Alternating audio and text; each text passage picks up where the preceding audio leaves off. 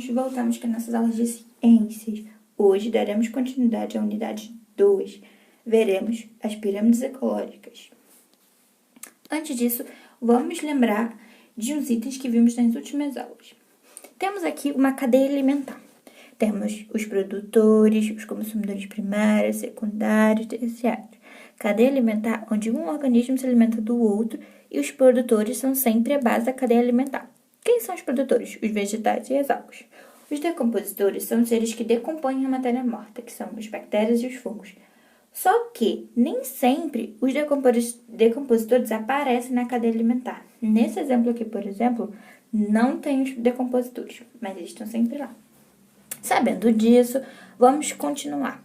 Tipos de pirâmides ecológicas. Pirâmides ecológicas são representações gráficas do fluxo de energia entre os níveis tróficos. Como assim? São as cadeias alimentares através de gráficos, as pirâmides gráficas representando cada nível trófico na cadeia alimentar. E são divididas em 3 tipos: pirâmides de números, pirâmides de biomassa e de energia. Vamos ver os exemplos e vocês vão entender. A pirâmide de número sempre vai indicar o número de indivíduos em cada nível trófico. Por exemplo, aqui, 1000 plantas, 300 gafanhotos, 20 aves.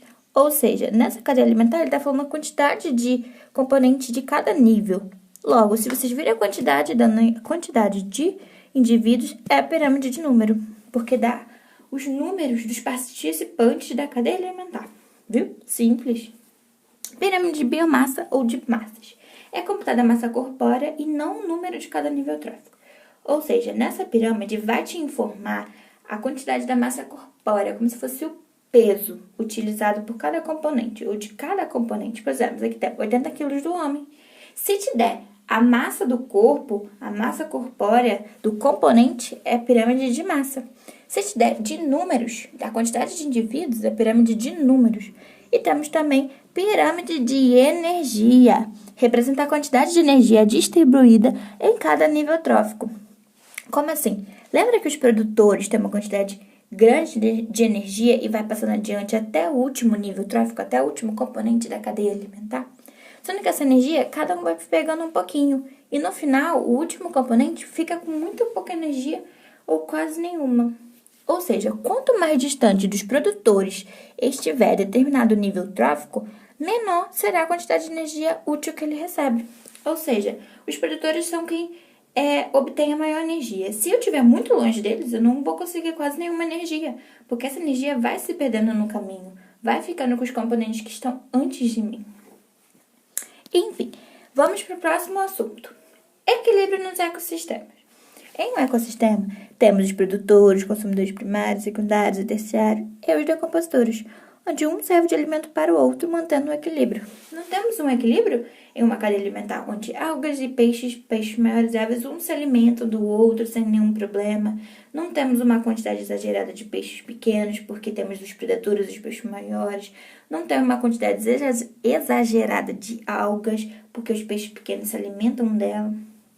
Ou seja, está tudo certo, temos um equilíbrio, está tudo organizado, cada um com a sua alimentação.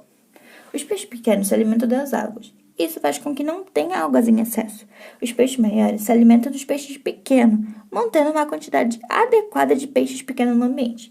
E as aves que se alimentam dos peixes maiores, impedindo que tenha muitos peixes maiores, sendo assim um equilíbrio. Ou seja, cada predador faz com que tenha exatamente a quantidade que o ambiente precisa, não deixando ele se propagar a mais. E isso mantém um equilíbrio do ecossistema, um equilíbrio ecológico. Temos também desequilíbrio no ecossistema. O desequilíbrio ecológico ocorre quando um elemento animal ou vegetal de um ecossistema é reduzido em quantidade ou adicionado. Essa mudança pode originar reações em cadeia e repercutir diretamente no funcionamento do ecossistema.